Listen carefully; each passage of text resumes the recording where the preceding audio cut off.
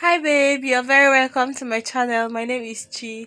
Thank you for stopping by. Today we are going to learn how to braid the letter 3 in two different ways. So the first way is when you braid it inside a rectangle. This is going to help you redo that design before your braid hairstyle runs out, so it's going to make the design to be independent of the rest of the hair.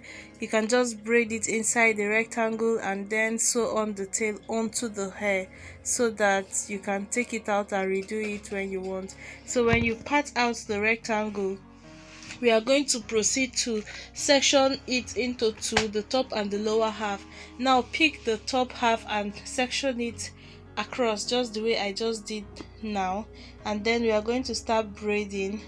Braid this one inwards all the way to the end, turn around and braid on the lower half of the cross of the across slash that you made now, just the way I am doing. When you get to the end, now we're going to pick the lower half and shear it into two. So for the top, we sheared it diagonal, like across, slanted. We used a slanted line to shear it into two.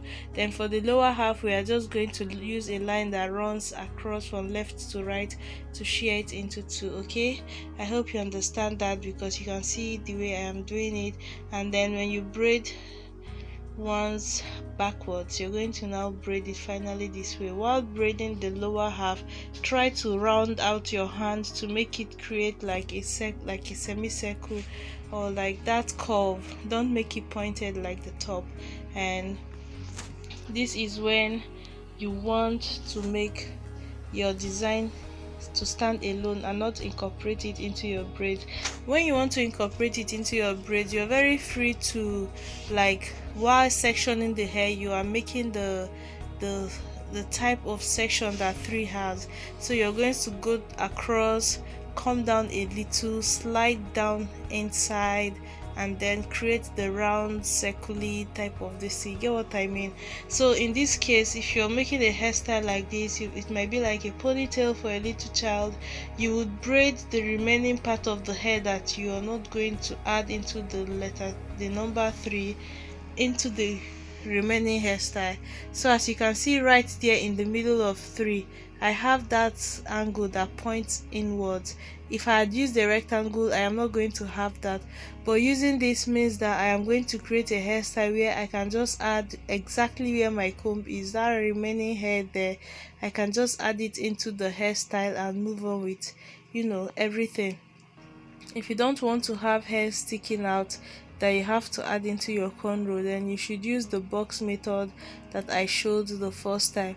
So I am proceeding to braid this hair just as I did the first time. Now I will come down, basically just recreating the number 3 again. Now guys, please try to watch the ads that play in this video, leave a thumbs up, share or subscribe, because this helps the channel to grow.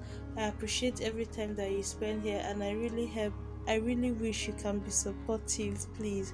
Okay, so I have braided alphabet from ABCDEFGH up to V.